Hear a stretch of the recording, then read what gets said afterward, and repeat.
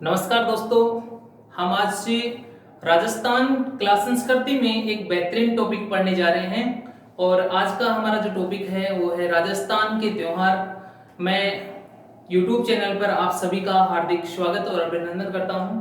सभी प्यारे विद्यार्थी जो मुझे लाइव सुन रहे हैं और जो हमारे लाइव से जुड़ चुके हैं, उन सभी से मेरा अनुरोध है कि एक बार इस वीडियो के लिंक को ज्यादा से ज्यादा आप शेयर करें, ताकि जो आपके मित्र हैं उन सभी प्यारे विद्यार्थियों तक, मित्रों तक ये कंटेंट पहुंच सके और इसका लाभ सभी तक पहुंचे। आपने अगर इससे YouTube चैनल को सब्सक्राइब नहीं किया है तो आप इसको सब्सक्राइब भी करें, ताकि आने वाले समय में इसका नोटिफिकेशन जल्दी आपको प्राप्त हो जाए और जो भी वीडियो डाले जाए उनके सभी के नोटिफिकेशन आप तक मिले। प्यारे विद्यार्थियों, बिना विलंब किए हुए हम कल की क्लास को आगे बढ़ाने जा रहे हैं। राजस्थान के त्योहार हम पढ़ रहे थे, कैलेंडर के 4 प्रकार हम पढ़ चुके थे। आज हम पढ़ेंगे राजस्थान के त्योहार, और उसमें भी हम सबसे पहले पढ़ेंगे हिंदुओं के त्योहार। हिंदू संप्रदाय के जो त्योहार हैं, हिंदू समाज के जो त्योहार हैं, उनकी हम बात करेंगे। हिंदुओं के त्योहारों की बात करें तो उससे पहले प्यारे दोस्तों हम पढ़ेंगे हिंदू मास। हिंदू मास, मास यानी महीने की बात कर रहा हूं मैं यहां। और हिंदू मास से चंद्रमा की 16 कलाओं के आधार पर, चंद्रमा की 16 कलाओं के आधार पर, कुछ विद्यार्थी सोच रहे हैं कि चंद्रमा 16 प्रकार की कला करता है क्या? बिल्कुल प्यारे विद्यार्थियों, चंद्रमा 16 प्रकार की कलाएं करता है। जिस प्रकार से हम उनको पढ़ते हैं एकम से लेकर के 14 चतुर्दशी तक, उसके अलावा 14 दिन तो वो हो गए, एक आपकी अमावस्या हो जाती है और एक आपकी पूर्णिमा। ये चंद्रमा की 16 कलाएं हैं। और इन 16 कलाओं के आधार पर जो हिंदू मास है, इस हिंदू मास को 2 भागों में, 2 पखवाड़ों में बांटा जाता है, 2 पक्षों में बांटा जाता है। और वो जो 2 पक्ष हैं वो कौन कौन से हैं उनकी हम बात करेंगे।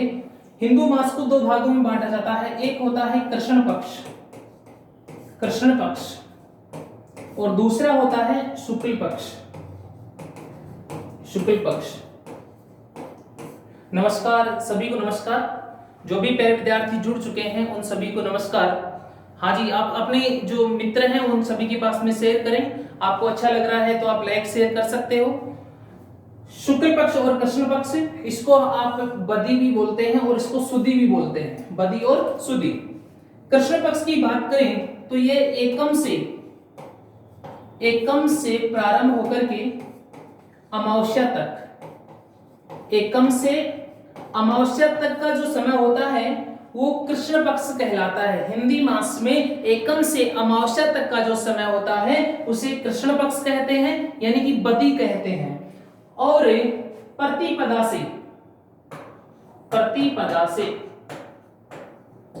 प्रतिपदा से पूर्णिमा तक, प्रतिपदा से पूर्णिमा तक का जो समय होता है उसको शुक्ल पक्ष कहते हैं। प्रतिपदा से लेकर के, प्रतिपदा यानी पड़वा भी जिसको बोलते हैं, प्रतिपदा से लेकर पूर्णिमा तक का जो समय होता है वो शुक्ल पक्ष कहलाता है। तो हिंदू मास को 2 भागों में बांटा जाता है, 2 पखवाड़ों में बांटा जाता है। 15-15 दिन के होते हैं। कृष्ण पक्ष कहलाता है एक, और एक कहलाता आपका शुक्ल पक्ष। कृष्ण पक्ष और शुक्ल पक्ष। तो प्यारे विद्यार्थियों, ये छोटी सी जानकारी थी जो आपको होनी चाहिए थी। इसके बाद में हम राजस्थान के त्योहार पढ़ने जा रहे हैं। राजस्थान के जो त्योहार हैं, उन राजस्थान के त्योहारों में सबसे पहले हमें जो मास पढ़ना है, महीना जो पढ़ना है, वो है चैत्र मास के त्योहार। चैत्र मास के त्योहार। एक विशेष जानकारी मैं आपको यहां बता दूं, जो 12 महीने हैं जिसको हमने पढ़ा था कल, चैत, वैशाख, जेठ, इस प्रकार से आपको याद रखना है। तो चैत्र मास, कोई भी महीना प्रारंभ होगा तो उस महीने का जो प्रारंभ होगा वो कृष्ण पक्ष से होगा। कौन से पक्ष से होगा? कृष्ण पक्ष से। इस प्रकार हम यहाँ भी पढ़ेंगे तो, यानी कि जो हमें पढ़ने जा रहे हैं चैत्र मास के त्योहार, उनमें भी 2 प्रकार के त्योहार पढ़ेंगे। कुछ त्योहार तो रहेंगे यहाँ हमारे कृष्ण पक्ष को लेकर के, और कुछ रहेंगे शुक्ल पक्ष को लेकर के। कृष्ण पक्ष और शुक्ल पक्ष को लेकर के यहाँ त्योहार रहेंगे। कृष्ण पक्ष यानी काला पक्ष। प्यारे विद्यार्थियों, हमारे राजस्थान में, हमारे हिंदू समाज में बहुत से कम त्योहार बहुत ही कम त्योहार ऐसे मिलेंगे जो कृष्ण पक्ष में मनाए जाते हैं। अधिकांश त्योहार 90% त्योहार शुक्ल पक्ष में मनाए जाते हैं। यानी हम जिसको देसी भाषा में ये कह सकते हैं कि अंधेरी और चांदनी, अंधेरी और चांदनी। अधिकांश त्योहार शुक्ल पक्ष में मनाए जाएंगे। बहुत कम त्योहार हैं जिनमें खुद देवता या तो काला होगा, जैसे भगवान कृष्ण के बारे में है, नागों के बारे में है, नाग पंचमी वगैरह है, तो उनसे संबंधित जो त्योहार आएंगे वो कृष्ण पक्ष के त्योहार हैं। बाकी अधिकांश त्योहार कौन से पक्ष के रहेंगे? शुक्ल पक्ष। क्योंकि त्योहार को याद रखने के लिए हमें 3 चीजों का ज्ञान होना चाहिए। एक वो हिंदी मास, इसके अलावा कृष्ण पक्ष या शुक्ल पक्ष, और इसके साथ में उसकी तिथि, जिसको तिथि होती है, तारीख जो होती है उसको तिथि बोलते हैं, वो याद रखनी है। तो बिना विलंब किए हुए हम प्रारंभ करने जा रहे हैं राजस्थान के त्योहार। राजस्थान के त्योहारों के बारे में कहा जाता है, एक कहावत हमेशा के लिए प्रचलित है, तीसरी क्लास से हम पढ़ते आ रहे हैं, तीज त्योहारा बावड़ी ले डूबी गणगौर। तीज त्योहारा बावड़ी ले डूबी गणगौर। हालांकि इसका भावार्थ आप समझ चुके हैं। कुछ प्यारे विद्यार्थी कमेंट बॉक्स में आंसर भी दे रहे हैं। त्योहारों का आगमन किसे कहते हैं? किस पर्व को त्योहारों का आगमन माना जाता है? तो तीज का पर्व आगमन कहलाता है, और जो गणगौर का पर्व है वो त्योहारों का समापन। बावड़ी यानी आगमन। राजस्थान में त्योहारों का आगमन तीज से होता है, जबकि समापन गणगौर से होता है। चैत्र मास के त्योहारों में हम सबसे पहले कृष्ण पक्ष के त्योहार पढ़ेंगे, और सबसे पहला जो त्योहार है वो त्योहार आएगा धुलंडी। धुलंडी, धुलंडी जिसको आम बोलचाल में हम छारंडी वगैरह भी बोलते हैं। रंगों का जो त्योहार होली, होली के दूसरे दिन मनाया जाता है धुलंडी। इस मास का प्रारंभ होता है, हिंदी वर्ष का प्रारंभ भी इसी समय होता है। ध्यान रखना दोस्तों, हिंदी नव वर्ष से 15 दिन बाद में मनाया जाता है, जबकि वास्तव में शुरुआत तो हो जाती है चैत्र मास में। चैत्र कृष्ण एकम, चैत्र कृष्ण एकम, चैत्र कृष्ण एकम। आप अपने कोई सुझाव हो उनको अपने कमेंट बॉक्स में बता सकते हो। जो भी आपके कोई सुझाव हैं उनको आप कमेंट बॉक्स में हमें बता सकते हैं। सभी के सुझावों के जवाब दिए जाएंगे। चैत्र कृष्ण एकम, चैत्र कृष्ण एकम के दिन धुलंडी का पर्व मनाया जाता है। इसी दिन हिंदी नववर्ष प्रारंभ हो जाता है, लेकिन हिंदी नववर्ष मनाया नहीं जाता, क्योंकि हम कृष्ण पक्ष में त्योहार मनाना पसंद नहीं करते। हम अधिकांश त्योहार शुक्ल पक्ष में मनाते हैं। तो हमारी जो वर्ष है, हिंदी वर्ष है, उसका प्रारंभ तो चैत्र कृष्ण एकम को ही हो जाता है, लेकिन हम हिंदी नववर्ष शुक्ल पक्ष में मनाते हैं। तो हिंदी नववर्ष की बात करें तो चैत्र कृष्ण नहीं होगा, चैत्र शुक्ल प्रतिपदा को मनाया जाएगा, जिसको हम आगे पढ़ेंगे। प्यारे दोस्तों, इसी दिन से राजस्थान में जो 18 दिनों तक चलने वाला एक त्योहार है, बहुत सी किताबों में आपको 16 दिन मिल जाएगा। 18 दिनों तक चलने वाला त्योहार है गणगौर का पर्व।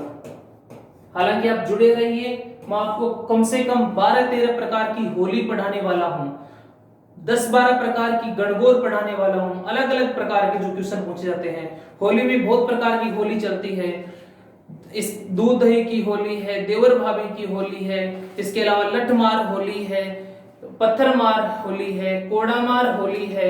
बहुत सारी होलियां हैं जिनके प्रकार हम लास्ट में पढ़ेंगे। और होली के प्रकार हो जाए तो आप समझ जाना कि आपका त्योहार टॉपिक कंप्लीट हो गया है। राजस्थान में हिंदी मास के त्योहार कंप्लीट। तो उससे पहले तो इसी दिन से 18 दिन का जो पर्व गणगौर का है वो भी शुरू हो जाता है धुलंडी के दिन से ही। धुलंडी पहला त्योहार है। इसके बाद में जो दूसरा जो त्योहार अपना आता है वो आता है शीतलाष्टमी। कौन सा आता है? शीतलाष्टमी।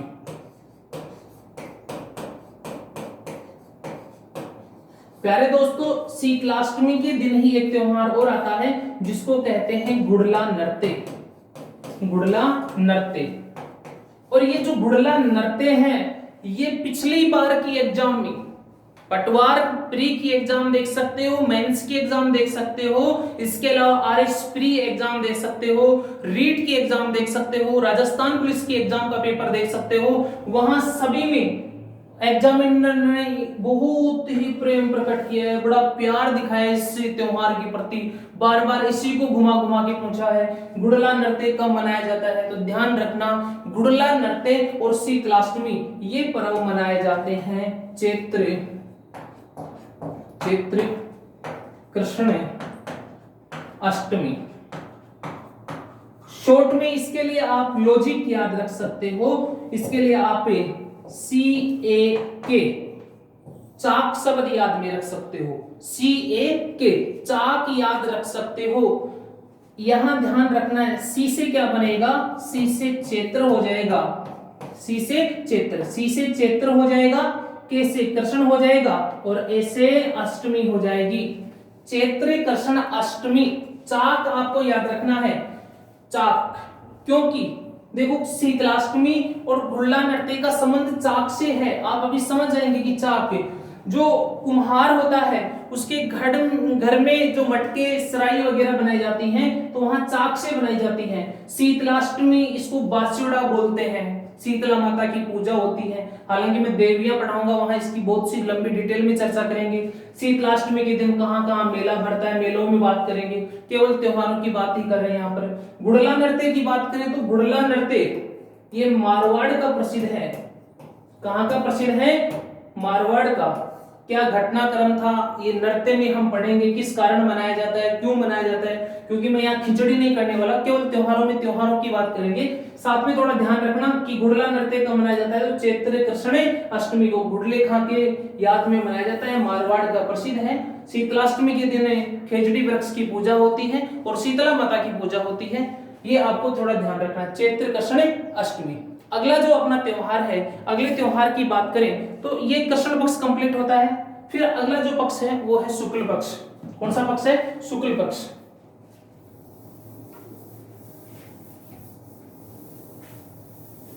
अगर आपको अच्छा लग रहा है तो आप एक बार लाइक कर सकते हो और कोई कमेंट अगर आपका है तो आप बता सकते हो, मुझे कमेंट भी बता सकते हैं। टेक्निकल टीम मुझे कमेंट भी दिखाई अपना। ओके ठीक है, सही ठीक चल रहा है। ओके, एक शायरी के माध्यम से आपको बताना चाहता हूं कि पूरी धरा साथ दे तो बात कुछ और है, पूरी धरा साथ दे तो बात कुछ और है, तू जरा सा भी साथ दे, तू जरा सा भी साथ दे तो बात कुछ और है, बात कुछ और है। चलने को तो एक पांव से भी चल सकता है, चलने को तो एक पांव से भी चल सकता हूं, मगर दूसरा साथ दे तो बात कुछ और है, बात कुछ और है। प्रारंभ करते हैं चैत्र मास में कौन से पक्ष? शुक्ल पक्ष की, शुक्ल पक्ष के त्योहारों की। और प्यारे दोस्तों, शुक्ल पक्ष में जो पहला त्योहार आता है वो है हिंदू नववर्ष। हिंदू नववर्ष, हिंदू नववर्ष से कब मनाया जाता है? तो हिंदू नववर्ष से चैत्र शुक्ल प्रतिपदा को मनाया जाता है। ध्यान रखना, अमावस्या के दूसरे दिन जो एकम आती है, पड़वा आती है, उसको हम प्रतिपदा कहते हैं, जबकि पूर्णिमा के जस्ट अगले दिन जो आता है उसको एकम कहते हैं। हिंदू जो नववर्ष है वो चैत्र शुक्ल प्रतिपदा को मनाया जाता है और इसी दिन से नवरात्रे प्रारंभ हो जाते हैं। क्या प्रारंभ हो जाते हैं? नवरात्र। तो अगला जो पर्व है वो है नवरात्र। प्यारे दोस्तों, ये कौन से नवरात्र हैं? तो ये बसंतीय नवरात्र हैं। कौन से नवरात्र हैं? बसंतीय नवरात्र। 9 दिन के होते हैं। कब से शुरू होते हैं? चैत्र शुक्ल प्रतिपदा से शुरू होते हैं और कब तक चलते हैं? तो नवमी तक चलते हैं, नवमी तक चलते हैं। तो ये हो जाएगा आपका नवरात्र। नवरात्र वर्ष में 2 बार आते हैं। एक आपके नवरात्र जो बसंतीय नवरात्र आते हैं वो आते हैं चैत्र मास में, और एक आपकी श्राद्धीय नवरात्र आते हैं वो आते हैं अश्विन मास में। दोनों ही नवरात्र आते हैं शुक्ल पक्ष में, ये ध्यान रखना।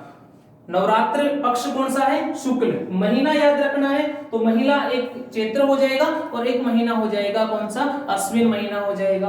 वही एकम यानी प्रतिपदा से लेकर के नवमी तक चलते हैं, 9 दिन तक होते हैं। यहाँ तक की बात आपको समझ में आई होगी।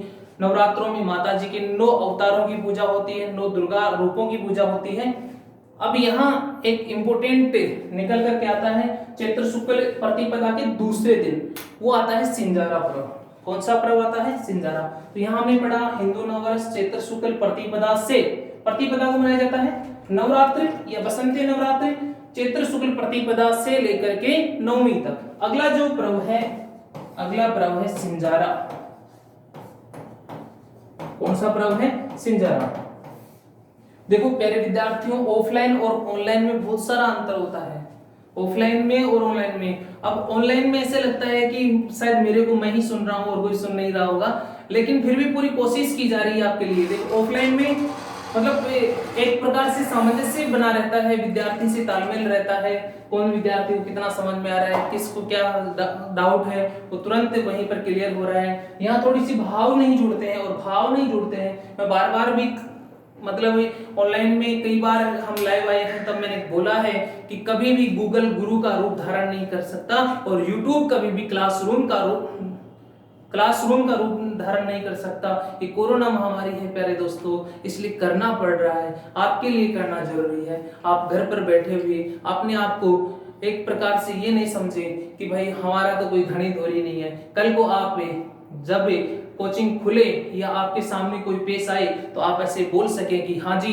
बिल्कुल, पूनिया जी सर भी एक्टिव थे कोरोना के दौरान, और उन्होंने भी लाइव क्लासों के दौरान हमें लाभान्वित किया है, और इसी के कारण हम आपके सामने इस प्लेटफॉर्म के माध्यम से लाइव रूबरू हो रहे हैं, आप तक एक कुछ विशेष कंटेंट पहुंचाने की कोशिश कर रहे हैं। तो सिंजारा पर्व की बात करें, चैत्र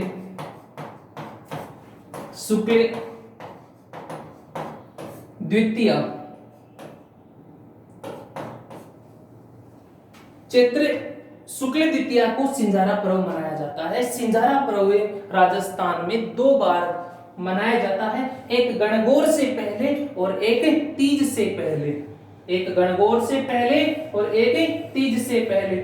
हमेशा वो द्वितीया को आता है, पक्ष वहां पर भी शुक्ल रहता है। ध्यान रखना, जो गणगौर से पहले होगा वो चैत्र मास में होगा, और जो तीज से पहले होगा वो श्रावण मास में होगा। तो सिंजारा चैत्र शुक्ल द्वितीया। अगला जो त्योहार आने वाला है वो त्योहार है अपना गणगौर, और गणगौर त्योहार को बहुत ही डिटेल में पढ़ेंगे, बहुत शानदार तरीके से पढ़ेंगे। आपको लगेगा कि हाँ बिल्कुल हमने ऐसा पहली बार ही पढ़ा है। और मैं यहाँ से आपको जो आए हुए क्वेश्चन है उनके बारे में बताने जा रहा हूँ कि कौन सी एग्जाम में कौन सा क्वेश्चन आया है।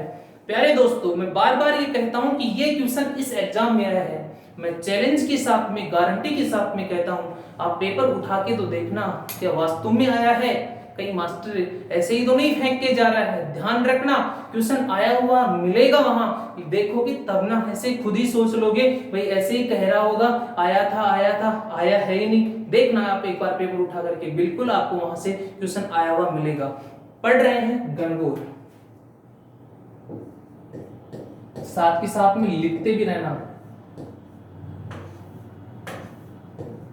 आपकी ईमानदारी आपके पास में है, हमारी ईमानदारी हमारे पास में है। हम हमारा कर्तव्य कर रहे हैं, आपको भी आपका कर्तव्य करना चाहिए। गणगौर की तो प्यारे दोस्तों, मेरे वाली जो गणगौर है ना वो एसटीसी कर रही है। क्या कर रही है? एसटीसी। वो खुद सुन भी रही है तो भी कोई दिक्कत नहीं, वो क्योंकि उसकी एसटीसी चल रही है, एसटीसी कर रही है।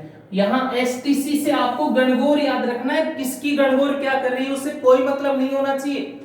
गणगौर एसटीसी की हुई है।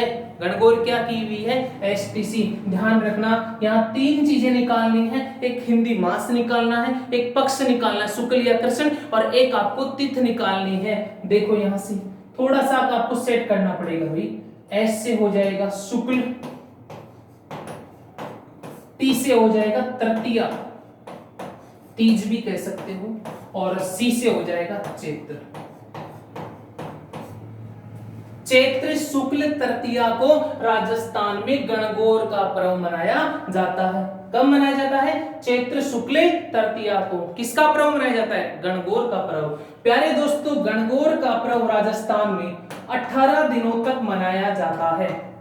कितने दिनों तक मनाया जाता है? 18 दिनों तक। अब आप सोच रहे होंगे सर आपने तो लिखा है कि चैत्र शुक्ल तृतीया को मनाया जाता है। हाँ जी, चैत्र शुक्ल तृतीया को गणगौर की सवारी निकाली जाती है। और गणगौर की सवारी कहाँ की प्रसिद्ध है? गणगौर की सवारी जयपुर की प्रसिद्ध है। अगर ऑप्शन में जयपुर नहीं है तो आपको उदयपुर मिलेगा, लेकिन अगर दोनों ही मिल जाए तो आपको आंसर कौन सा करके आना है? जयपुर करना है। अगर संयुक्त रूप से मिले तो जयपुर और उदयपुर करके आना है। गणगौर की सवारी जयपुर और उदयपुर की प्रसिद्ध है। गणगौर दो शब्दों से मिलकर बना है, गण और गौर से। गण और गौर से। गण का मतलब शिव, गण का मतलब होता है शिव, और गौर का मतलब होता है पार्वती। यानी वह त्योहार जिसमें शिव और पार्वती की पूजा हो, शिव और पार्वती की पूजा हो, उसे क्या कहते हैं? गणगौर कहते हैं। गणगौर का पर्व 18 दिनों तक मनाया जाता है। गणगौर का पर्व धुलंडी से प्रारंभ होता है, वह चैत्र शुक्ल तृतीया तक चलता है। यानी कहने का मतलब चैत्र कृष्ण एकम से प्रारंभ होकर के चैत्र शुक्ल तृतीया तक 18 दिनों तक गणगौर का पर्व मनाया जाता है। गणगौर के पर्व में शिव व पार्वती की पूजा होती है। गणगौर की सवारी जयपुर व उदयपुर की निकाली जाती है। जयपुर व उदयपुर में गणगौर की सवारी निकाली जाती है। अब कुछ प्रकार हैं गणगौर के, कुछ गणगौर के प्रकार हैं। गणगौर के प्रकारों की हम बात करेंगे तो गणगौर के प्रकारों की बात करें तो सबसे पहले ध्यान रखना दोस्तों, जो गणगौर के प्रकार हैं उनमें सबसे जो पहला प्रकार है वो आएगा आपके बिना ईसर की गौर। बिना ईसर की गौर कहां मनाई जाती है? तो बिना ईसर की गौर, बिना ईसर की गौर। दूसरा प्रकार है बिना गौर के ईश्वर की पूजा। ध्यान रखना, बिना ईश्वर की गौर और बिना गौर के ईश्वर की पूजा दोनों अलग अलग हैं। ये मनाया जाता है जैसलमेर में। कहां मनाया जाता है? जैसलमेर में, जैसलमेर।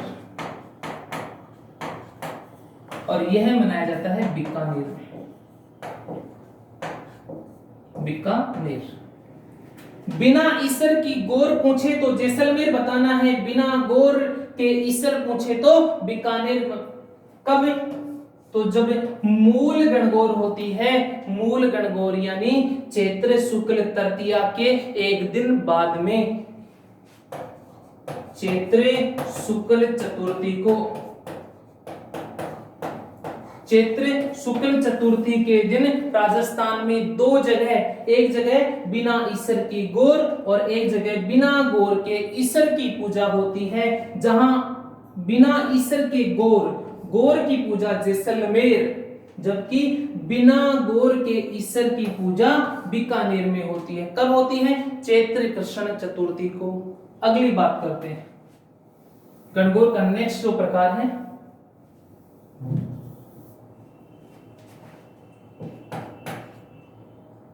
एक गणगौर आती है गुलाबी गणगौर। गुलाबी गणगौर इंपोर्टेंट है, आप अपने नोट्सों में मोस्ट इंपोर्टेंट लगा सकते हो। गुलाबी गणगौर आरएस प्री 2015-13 का जो एक पेपर है उसको उठा करके देखना, वहां क्वेश्चन पूछा गया है। और पटवार में यहां से एक क्वेश्चन पूछा गया है, जेल प्रहरी में भी ये क्वेश्चन पूछा गया है गुलाबी गणगौर को लेकर के। गुलाबी गणगौर कहां की प्रसिद्ध है? गुलाबी गणगौर नाथद्वारा की प्रसिद्ध है। कहां की प्रसिद्ध है? नाथद्वारा। और नाथद्वारा कहां है? राजसमंद में। नाथद्वारा राजसमंद की प्रसिद्ध है गुलाबी गणगौर। और यहां गुलाबी गणगौर कब मनाई जाती है? तो चैत्र शुक्ल पंचमी के दिन, चैत्र शुक्ल पंचमी के दिन नाथद्वारा राजसमंद में गुलाबी गणगौर का पर्व मनाया जाता है। प्यारे दोस्तों, इसी के साथ साथ में एक गणगौर आती है झींगा गणगौर। कौन सी गणगौर? झींगा गणगौर। तो गणगौर का नेक्स्ट प्रकार है वो है झींगा गणगौर। झींगा गणगौर। और झींगा गणगौर का पर्व मनाया जाता है, यह आपका मेवाड़ का प्रसिद्ध है। मेवाड़ बोले तो वर्तमान उदयपुर कह सकते हैं। झींगा गणगौर का पर्व मेवाड़ उदयपुर का प्रसिद्ध है। झींगा गणगौर यहाँ वैशाख में मनाई जाती है, वैशाख शुक्ल तृतीया के दिन। अब आप समझेंगे कि सर आप तो पढ़ा रहे हो चैत्र मास के त्योहार और आपने बता दिया वैशाख। बिल्कुल, हम केवल गणगौर पढ़ रहे हैं, इसलिए मैंने आपको यहाँ साथ ही साथ में बता दिया है कि वैशाख शुक्ल तृतीया। ध्यान रखिए, आगे त्योहारों में आएगा अक्षय तृतीया या आखा तीज के नाम से जाना जाता है। आखा तीज या अक्षय तृतीया के दिन मेवाड़ में गणगौर का पर्व मनाया जाता है, जिसे झींगा गणगौर कहते हैं। प्यारे दोस्तों, यहाँ एक डीपली जाकर के इतिहास से संबंधित क्वेश्चन पूछा गया कि झींगा गणगौर का त्योहार मेवाड़ में किसके शासन काल के समय प्रारंभ किया गया था? तो ध्यान रखना, राजसिंह फर्स्ट, मेवाड़ के शासक राजसिंह प्रथम के शासन काल में।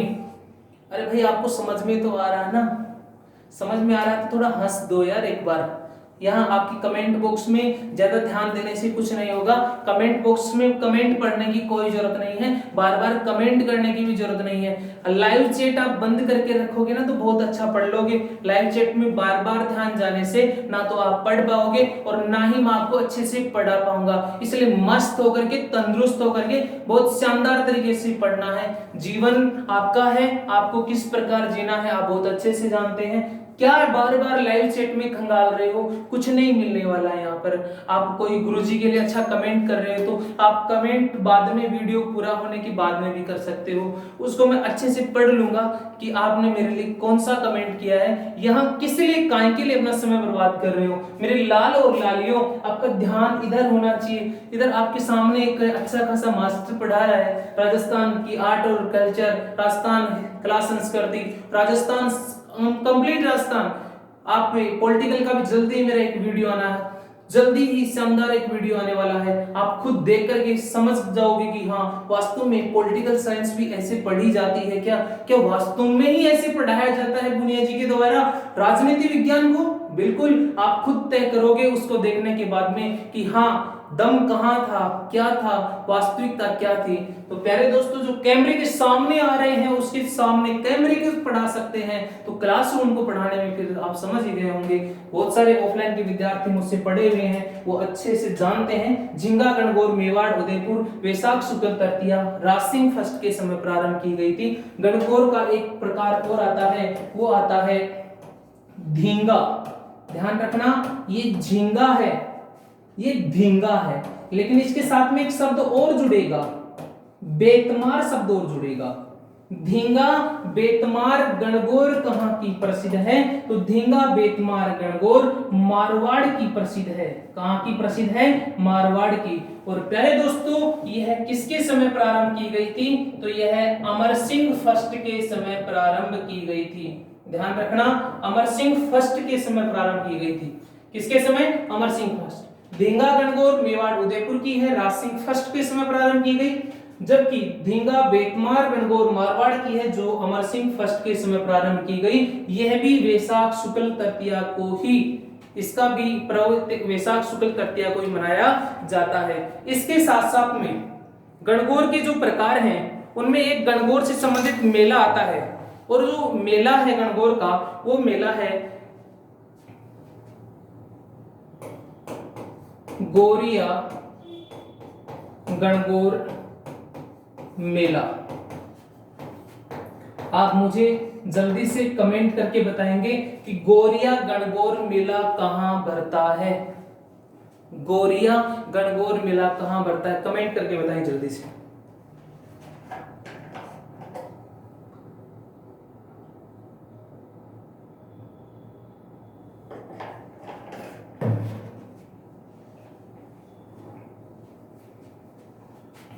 वेरी गुड, तारा ने आंसर दिया है, गुड। ममता का भी आंसर आ रहा है, वेरी गुड। तो गोरिया गणगौर का जो मेला है वो पाली जिले की बाली तहसील में भरता है। गोरिया गणगौर का मेला पाली जिले की बाली तहसील में भरता है। और इसी के साथ में गणगौर से संबंधित एक लास्ट क्वेश्चन है, वो क्वेश्चन आपका याद रखना। आपको वो क्वेश्चन है आपका लकड़ी की गणगौर। 2 बार बोर्ड को साफ करना पड़ा है तब जाकर के गणगौर टॉपिक पूरा हुआ है, ध्यान रखना। ऐसे नहीं गणगौर वैशाख चैत्र शुक्ल तृतीया को मनाई जाती है, इससे गणगौर से काम नहीं चलेगा। एग्जाम का पैटर्न बदल चुका है। वो 1857 की क्रांति से पहले आते थे नॉर्मल क्वेश्चन, 40% तो हर पेपर में आता है, लेकिन हमें सिलेक्शन करवाना है। सिलेक्शन के लिए हमें डीपली पढ़ना ही पड़ेगा। ये कटु सत्य है, बोलने के लिए तो मैं कुछ भी बोल करके आपको गुमराह कर सकता हूँ कि हर एक कर लेना, 1 पेज में काम हो जाएगा, ये 10 पेज के नोट्स हैं, पढ़ने से हो जाएगा तेरा। ऐसा कुछ नहीं होगा दोस्तों, हमें डीपली पढ़ना ही पड़ेगा। बहुत सारे विद्यार्थियों को मेरे से अगर दुख है तो उनको लेकर के एक ही दुख है कि पुणे जी बहुत डीप तक पहुंच जाते हैं, बहुत डीप बातें बता देते हैं। प्यारे दोस्तों, अगर हमें समझना है, वास्तविकता में जाना है और हमें सिलेक्शन करवाना है तो हमें डीप तो पढ़ना ही पड़ेगा। ये एक कटु सत्य है मेरे लाल और लालियों, ऐसे काम नहीं होने वाला है। कंपटीशन बढ़ गया है, अधिक पढ़ना पड़ेगा। ऐसे हंसी मजाक के साथ साथ में पढ़ोगे तो याद हो जाएगा। लकड़ी की जो गणगौर है वो बस्सी में बनाई जाती है। और बस्सी कहाँ है? तो बस्सी चित्तौड़गढ़ में है। बस्सी कहाँ है? बस्सी चित्तौड़गढ़ में। लकड़ी की गणगौर बस्सी चित्तौड़गढ़ की प्रसिद्ध है। बस्सी कहाँ है? चित्तौड़गढ़ में। तो यहां तक की बातें आपको समझ में आ गई होंगी। एक बार मैं रिकॉल कर देता हूं गणगौर को लेकर के। गणगौर, गण और गौर 2 शब्दों से मिलकर बना है। गण का मतलब शिव होता है, गौर का मतलब पार्वती होता है। और यह पर्व चैत्र कृष्ण एकम से लेकर के चैत्र शुक्ल तृतीया तक 18 दिनों तक मनाया जाता है, जिसमें गणगौर और शिव की आराधना की जाती है। आपको गीत भी आते होंगे गणगौर के, गौर ये गणगौर माता है, ऐसे खूब सारे गीत आपने गाए भी हैं। कुछ एक ने अपने सिस्टर के साथ में गाए हैं, कुछ एक ने पुरुषों की भी मैं बात कर रहा हूँ, पुरुषों ने अलग से भी गुनगुना लिए होंगे। गणगौर की हम बात करें तो गणगौर की जो सवारी है वो जयपुर और उदयपुर की प्रसिद्ध है। गणगौर के कुछ प्रकार हमने पढ़े हैं। बिना ईसर की गौर जैसलमेर की प्रसिद्ध है। बिना ईसर की गौर जैसलमेर, जबकि बिना गौर के ईसर बीकानेर में पूजे जाते हैं। कब पूजा होती है? तो चैत्र शुक्ल चतुर्थी के दिन होती है। इसके साथ में हमने पढ़ा गुलाबी गणगौर का पर्व चैत्र शुक्ल पंचमी को नाथ द्वारा राजसमंद में मनाया जाता है। फिर हमने पढ़ा है कि झींगा गणगौर, झींगा मेवाड़ उदयपुर की है, जो वैशाख शुक्ल तृतीया को मनाई जाती है। फिर हमने पढ़ा धींगा बेतमार एक गायन शैली भी है जो टोंक की प्रसिद्ध है। ध्यान रखना, बेतमार गायन शैली की बात करें तो वो टोंक की है, जबकि धींगा बेतमार गणगौर मारवाड़ की है, जो अमर सिंह के समय प्रारंभ हुई। झींगा किसके समय प्रारंभ हुई? राज सिंह के समय प्रारंभ हुई। बिना ईसर की और बिना गौर के ईसर, ये आपने बात कर ली है। और गोरिया गणगौर का मेला पाली जिले की बाली तहसील में पड़ता है। इसके साथ में लकड़ी की गणगौर बस्सी चित्तौड़गढ़ की प्रसिद्ध है। यहां तक की बातें आप सभी प्यारे विद्यार्थियों को समझ में आई होंगी, ये मैं आपसे आशा करता हूं। आपने साथ ही साथ में लिख लिया होगा, नहीं भी लिखा तो एक बार आप पुनः इस वीडियो को दोबारा देखना और उसके बाद में भी आप लिखने की कोशिश करना। यहां तक की बात अगर आपको समझ में आई तो मैं आगे बढ़ूं, अगर आगे बढ़ूं तो मुझे आप एक बार ओके लिख करके प्रेस करेंगे, ओके लिखेंगे कमेंट बॉक्स में, ताकि हाँ वेरी गुड। अगर यहां तक समझ में आया तो ओके लिखेंगे। चैत्र मास के 3-4 त्योहार और बच गए हैं, उसके बाद में हम वैशाख मास के त्योहार पढ़ेंगे। ओके ठीक है, तो चलें आगे। अगला त्योहार है अशोका अष्टमी।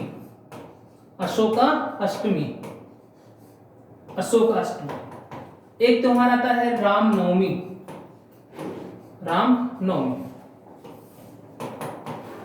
अशोकाष्टमी की बात करें तो ये आता है चैत्र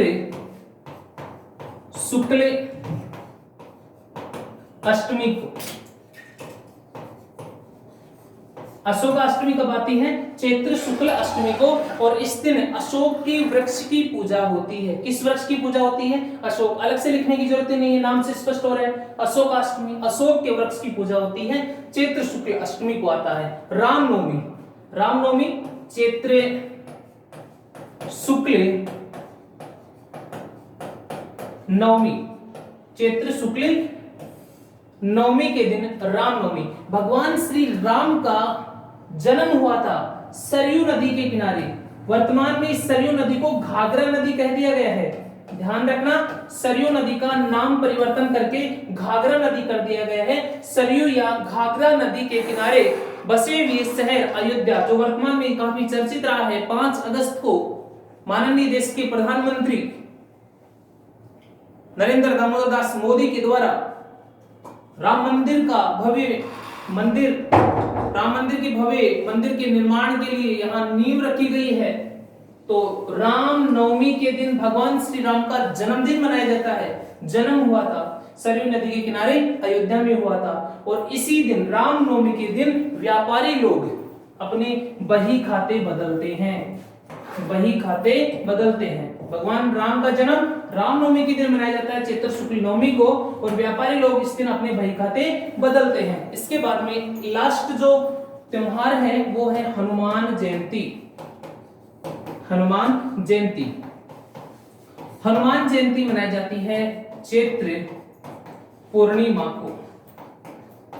चैत्र पूर्णिमा के दिन हनुमान जयंती का पर्व मनाया जाता है। ये आपके चैत्र मास के त्योहार कंप्लीट हुए। थोड़े ज्यादा थे, आपको बोरिंग सा फील हुआ होगा, कोई बात नहीं है।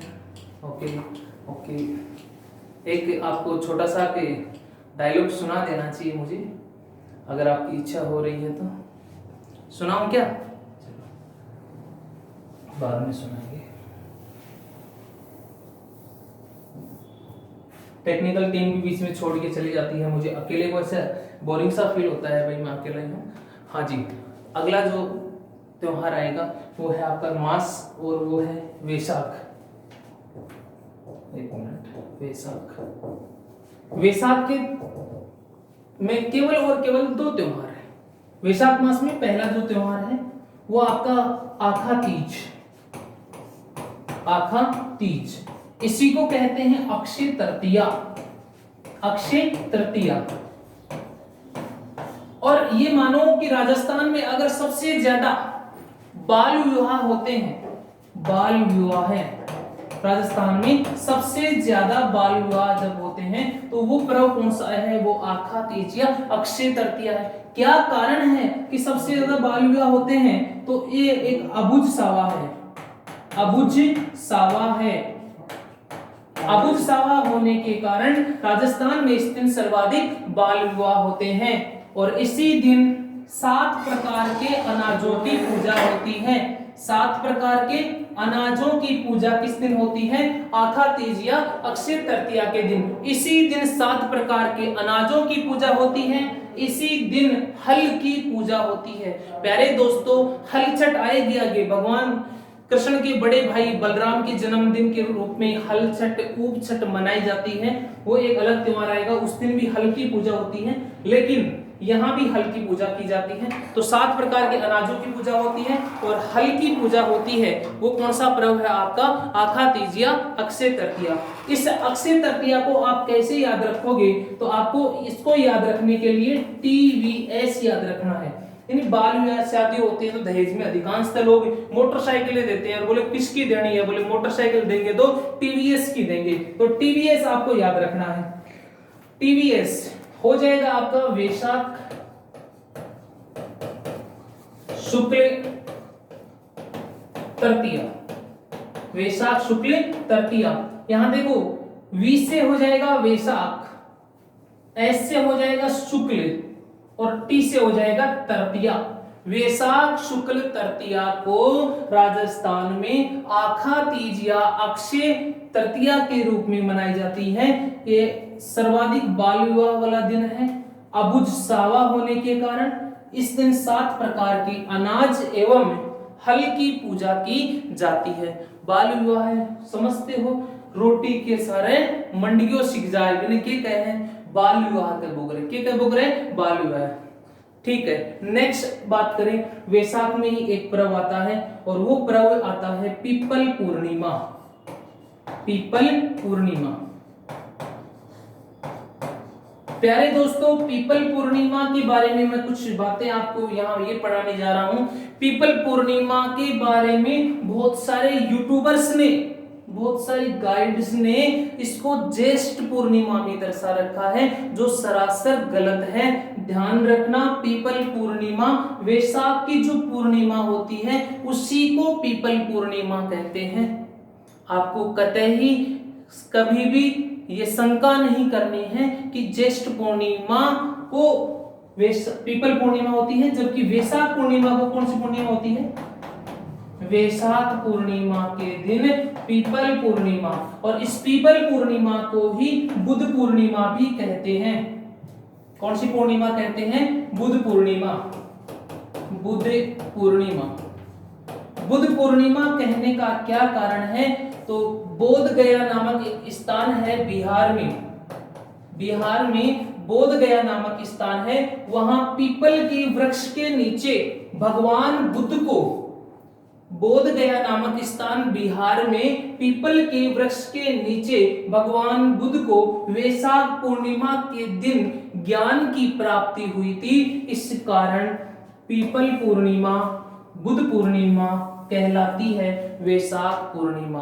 वैशाख पूर्णिमा को पीपल पूर्णिमा या बुद्ध पूर्णिमा कहते हैं। क्यों कहते हैं? क्योंकि इस दिन भगवान बुद्ध को बोध गया बिहार में पीपल के वृक्ष के नीचे ज्ञान की प्राप्ति हुई थी। तो ये आपके दो त्योहार थे वैशाख को लेकर के, एक अक्षय तृतीया आखा तीज है और दूसरा आपका पीपल पूर्णिमा है। अगला जो मास है वो है ज्येष्ठ, इसको हम पढ़ेंगे अगली क्लास में।